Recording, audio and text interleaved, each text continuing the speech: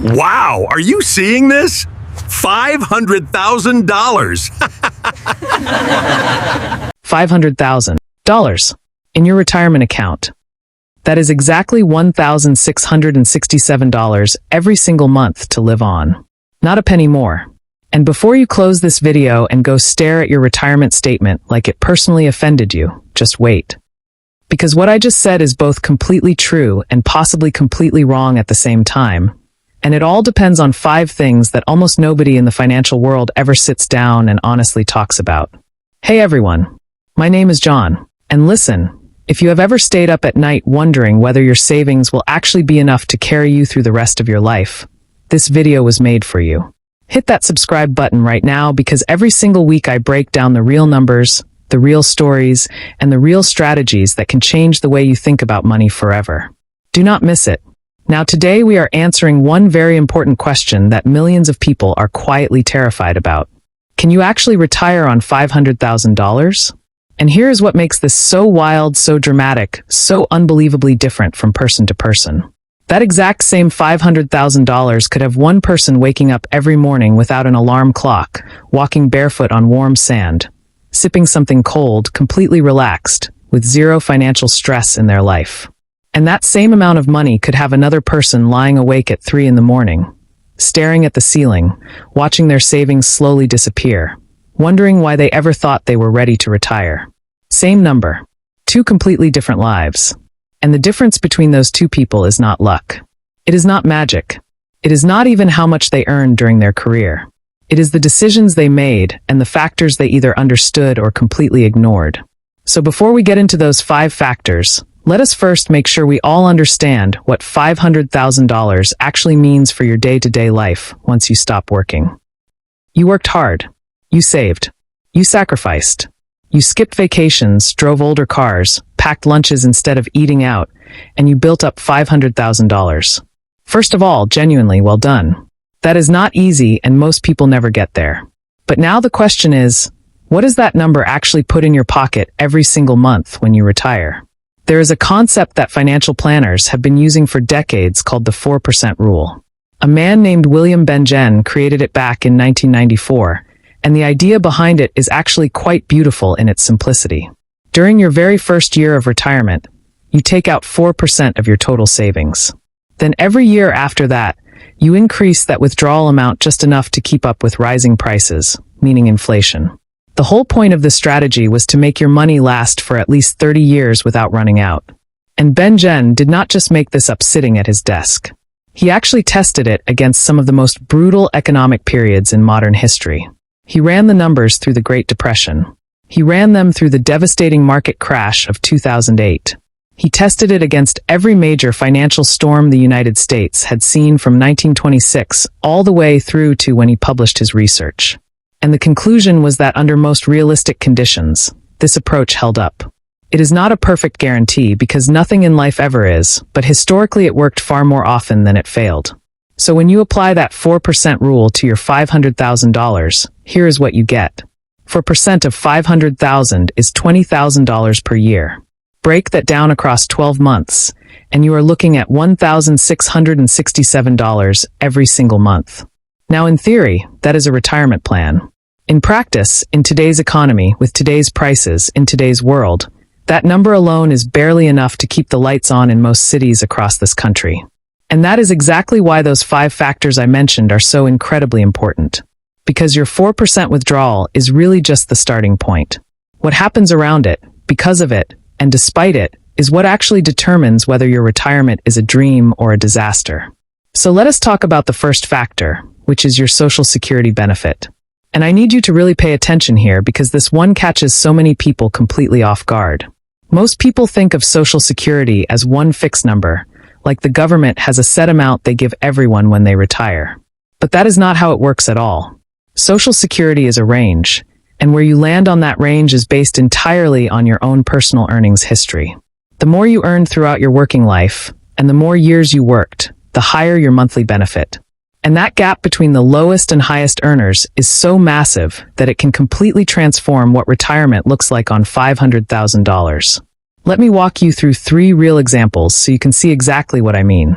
First, meet Larry. Larry spent most of his career working in retail and service jobs. He was a hard worker, showed up every day, took care of his family, but his income averaged around $30,000 per year throughout his working life. When Larry turns 67 and claims his Social Security benefit, he receives $1,400 per month. Now add that to his $1,667 monthly portfolio withdrawal, and Larry is bringing in $3,067 every single month. That works out to about $36,804 per year. That is his retirement income. Everything he has to live on. Every bill, every grocery run, every doctor visit, every unexpected expense. $3,067 a month.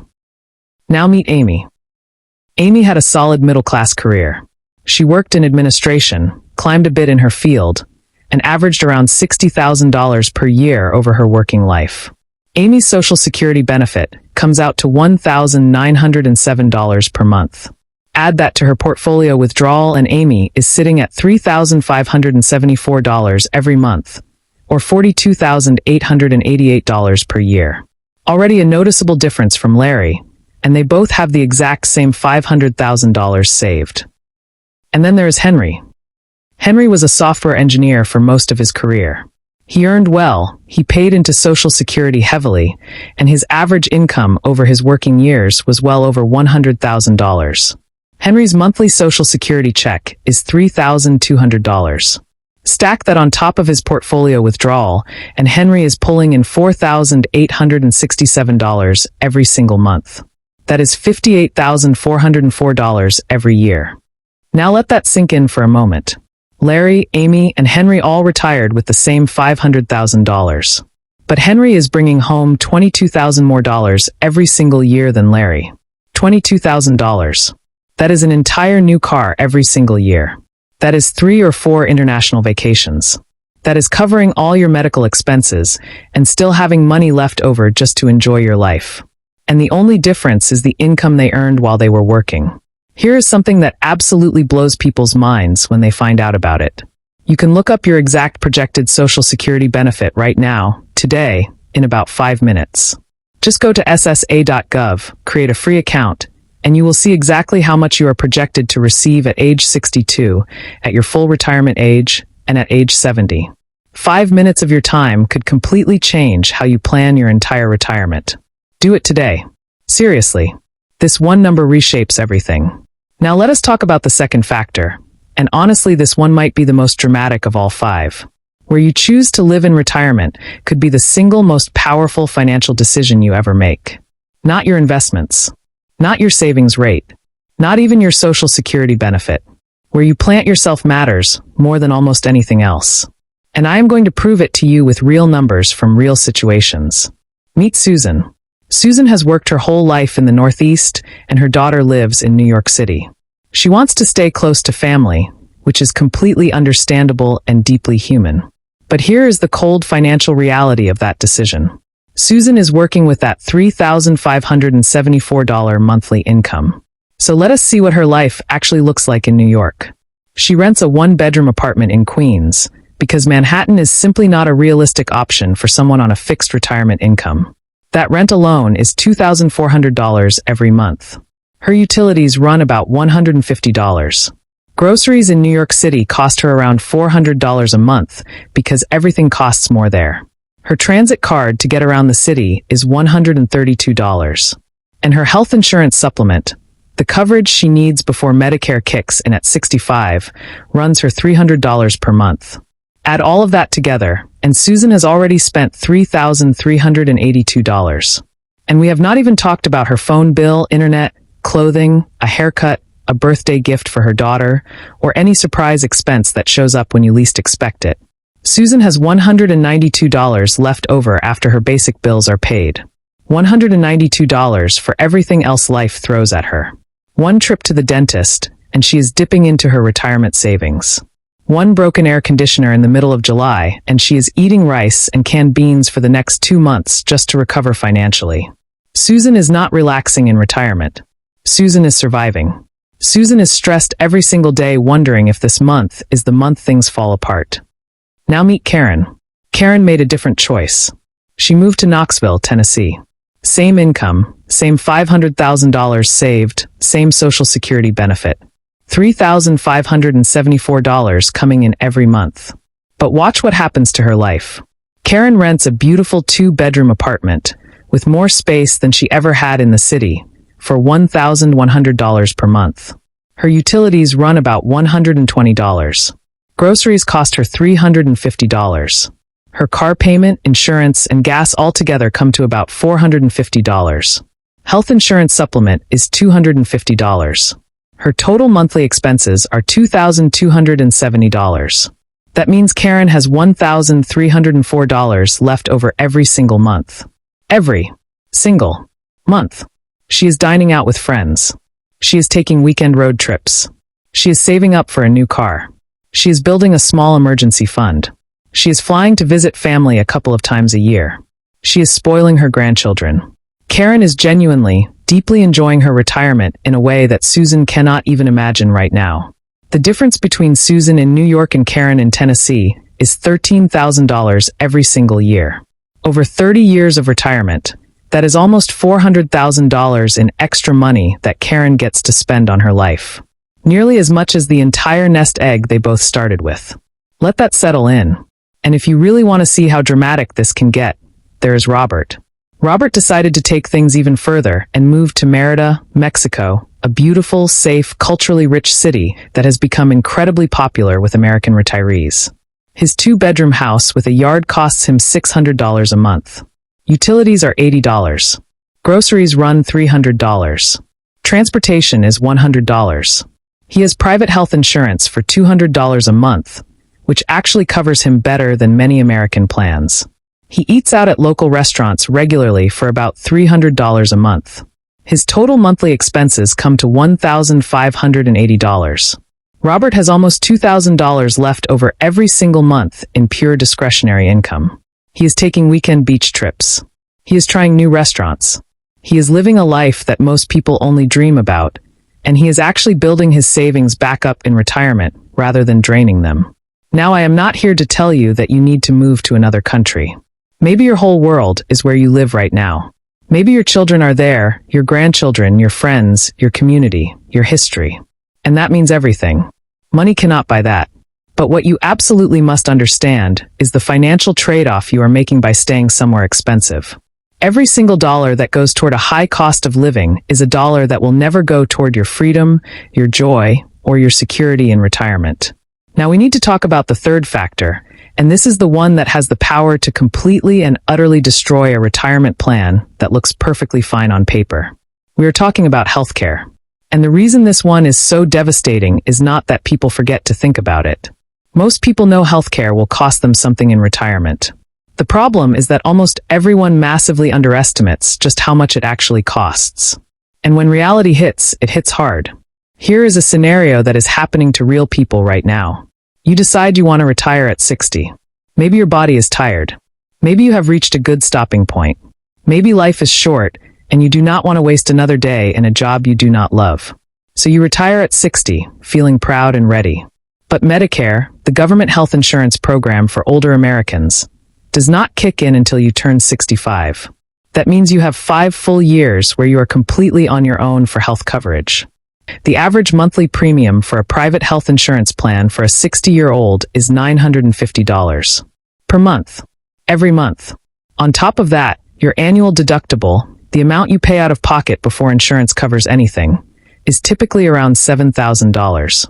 So in that very first year of retirement, if you actually use your insurance and hit your deductible, you are spending $18,400 just on healthcare, just to stay covered, just to not be one medical emergency away from financial ruin. And remember, your entire portfolio withdrawal for the year is only $20,000. You have basically spent your whole year's savings on health insurance before you have bought a single bag of groceries or paid a single month of rent. And this is not a one-time thing. You're doing this every year for 5 years. By the time Medicare arrives and saves you at 65, you will have spent over $90,000 minimum on healthcare alone. $90,000 out of your $500,000. Gone. Before Medicare even shows up. But here is what makes people feel safe and then catches them off guard all over again. Even when Medicare does start at 65, you are still paying. Medicare Part B, the part that covers your doctor visits and outpatient care, costs $185 per month. Part D, which covers prescription drugs, averages about $50 per month. Most people also need either a supplemental plan or a Medicare Advantage plan to cover what basic Medicare leaves out, and that runs about another $200 per month. And here is the cruel part that nobody warns you about. Medicare does not cover dental care or vision, so you are adding at least another $100 per month for those. Altogether, even after Medicare starts, you are spending $535 every single month on healthcare. That is $6,420 every single year for the rest of your life. And according to a major study done by Fidelity, the average couple who retires at 65 will spend $315,000 on healthcare over the course of their retirement. $315,000. That is separate from housing, separate from food, separate from every other expense in your life. It is just healthcare. So when you look at your $500,000 nest egg and $315,000 of it needs to be mentally set aside for medical costs alone, you are really working with $185,000 for everything else in your retirement. Everything. Over 30 years. That changes the entire picture dramatically. This is why the decision of when to retire is so much more powerful than most people realize. Retiring at 65 instead of 60 saves you more than $90,000 in private insurance premiums. It lets your portfolio keep growing for 5 more years. It increases your Social Security benefit because you have 5 more years of potential earning history. And it reduces the total number of years your money needs to stretch. Those 5 years are not just 5 years. They are financially transformational. Now let us get into the fourth factor, and this one is the silent killer of retirement plans. It does not happen overnight. It does not hit you all at once. It creeps up slowly year after year, and by the time most people notice it, the damage is already done. We are talking about inflation. The simple, unstoppable, relentless fact that everything costs more every single year.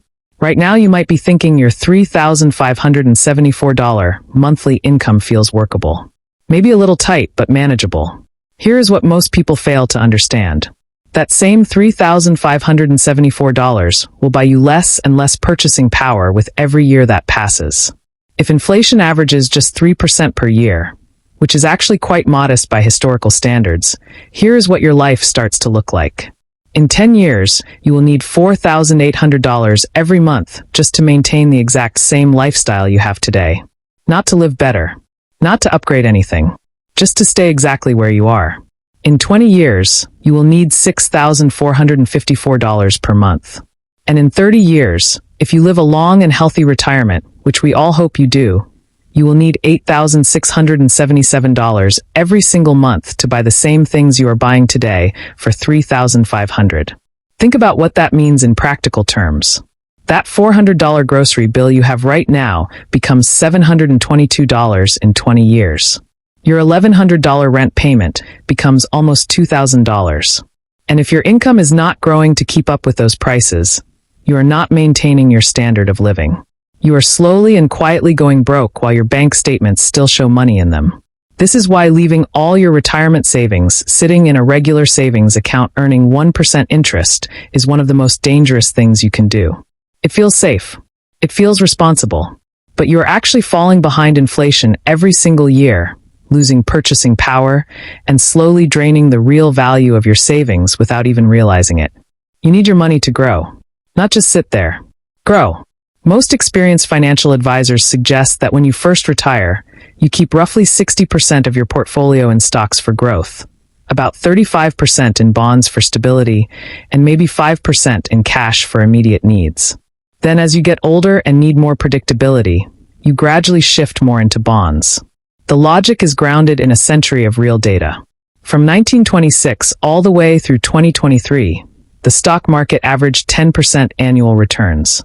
Bonds averaged 5%, and inflation averaged 3%. So if your money is sitting entirely in bonds earning 5% and inflation is eating 3% of that, you are only really growing your purchasing power by 2% per year. But if you have a balanced mix earning 7% and inflation is 3%, your real growth is 4% per year. And over 30 years, that difference is nothing short of extraordinary. A 2% real return takes your $500,000 and grows it to about $900,000. A 4% real return takes that same $500,000 and turns it into $1.6 million. The math is almost impossible to argue with. But there is a very real danger buried inside all of this, and you need to understand it before you feel too comfortable. There is something called sequence of returns risk, which is exactly as alarming as it sounds. If you retire in the wrong year, specifically right before a major market crash, and you start pulling money out of a portfolio that is simultaneously dropping in value, you can permanently cripple your retirement savings in a way that is incredibly difficult to recover from. Even if the market eventually bounces back, you may have sold too many shares at low prices to ever fully benefit from the recovery. The smart solution to this problem is what financial planners call the bucket strategy. Here is how it works. You keep about 2 to 3 years worth of living expenses, roughly $85,000 if you are spending $43,000 per year, in cash or in very safe, stable bonds. This is your safety net bucket. If the market crashes the year you retire, you do not panic and sell your stocks at a loss. You just live off your cash bucket while you wait for the market to come back. Meanwhile, your remaining $415,000 stays fully invested, continues to grow, and positions you for recovery. When the market bounces back and has good years, you refill your cash bucket and start the cycle again. It is not exciting. It is not the kind of thing that gets people fired up at dinner parties. But it works, and it has protected retirement accounts through some of the worst financial crises in history. Now we arrive at the fifth and final factor, and in some ways this one is the most personal and the most immediately actionable of everything we have discussed today. We are talking about debt. Specifically, the debt you carry with you into retirement. Because debt in retirement is not just a financial burden. It is a weight around your neck that makes every other challenge we have talked about today dramatically worse. Let me show you two people. Both have $500,000 saved. Both have the same income in retirement. But their lives look completely different because of one thing. Meet Diana. Diana spent the last several years of her working life aggressively paying down every debt she had. She paid off her mortgage. She paid off her car. She cleared every credit card balance. She walked into retirement completely debt-free. Her monthly expenses, including food, utilities, insurance, transportation, and everything else she needs to live comfortably, come to $2,800. Her monthly income is $3,574. That gives Diana $774 left over every single month, or about $9,300 every year. Diana is comfortable. Diana is building a small emergency fund. Diana is taking a vacation every year. Diana is sleeping 8 hours a night because she is not stressed about money. Diana is genuinely enjoying the retirement she worked so hard to reach. Now meet Dan. Dan also has $500,000 saved and the same monthly income as Diana. But Dan still has a $180,000 mortgage balance with a monthly payment of $1,400. He has a car loan costing him $350 per month. He is carrying credit card debt that takes $200 per month just to service. Add those debt payments to his regular living expenses of $2,800 and Dan's total monthly bills come to $4,750. But his income is only $3,574. Dan is in the negative by $1,176 every single month. He is pulling extra money out of his retirement savings just to pay his bills. Every month. Without fail. At that pace, Dan's $500,000 will be completely gone in 17 years. He will be 82 years old with zero savings and nothing but a Social Security check to live on. Meanwhile, Diana, who started with the exact same amount, is actually in better financial shape in retirement than when she first stopped working. There is a big ongoing debate about whether you should always pay off your mortgage before you retire. Some financial minds argue that if your mortgage rate is below 4%, you could theoretically earn more by keeping that debt and investing the difference. And mathematically, in certain scenarios, that is true. But there is a dimension to this decision that goes beyond pure numbers. The peace of mind that comes from owning your home outright, from knowing that no matter what happens in the market or with your health or with your family, nobody can take your home away because you have no payment to miss. That peace of mind has real value. With no mortgage payment, you need less monthly income, which means you pull less from your portfolio each month, which means it stretches further and lasts longer. And if a crisis hits, a medical emergency, a market collapse, a family situation that needs financial support, you are not staring down the terrifying possibility of losing your home on top of everything else. So here is the honest, straightforward answer to the question we started with. Can you retire on $500,000? If you are debt-free, if you are thoughtful about where you live, if you manage your healthcare costs wisely, and if you have a decent Social Security benefit coming in, then yes, absolutely. You can retire on $500,000 and genuinely enjoy it.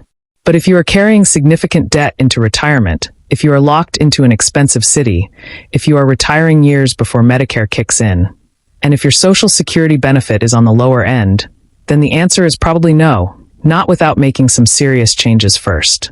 Here is what I really want you to take away from everything we just covered. Most people do not fail at retirement because they did not save enough money. They fail because they never sat down and planned specifically enough. They never thought through the real details. They never ran the actual numbers. The median retirement savings for Americans between 65 and 74 years old is $200,000 as of 2022. If you have $500,000, you are already ahead of 60% of the entire country. The question was never really whether $500,000 is enough in some general, theoretical sense. The question is whether it is enough for the specific, real, detailed retirement that you personally want to live. Your retirement will not be determined by one single number sitting in a retirement account. It will be determined by the 5 decisions we talked about today. Social Security timing, location, healthcare strategy, investment approach, and debt. Somebody out there right now is living there. Absolute dream retirement on $500,000. Waking up free, spending time with the people they love, doing the things that make them happy, financially secure, and deeply content. And somebody else out there has $2 million and is miserable, anxious, and stressed every single day because they never made a real plan. The money is just the tool. What you do with it, the specific choices you make around these 5 factors, that is what everything comes down to. If this video opened your eyes to something you had not thought about before, do me a favor and hit that like button because it genuinely helps this content reach more people who need it. And I really want to know, drop a comment below and tell me which of these 5 factors you are going to focus on first. Is it your Social Security benefit? Your location? Healthcare? Your investment strategy? Or getting out of debt? Tell me below. Subscribe if you want more honest, real, straightforward conversations about money and retirement. And always remember this. It is not about having the most money when you retire. It is about having exactly enough money to live the life you actually want. And with the right plan, that is absolutely possible. Thank you so much for watching.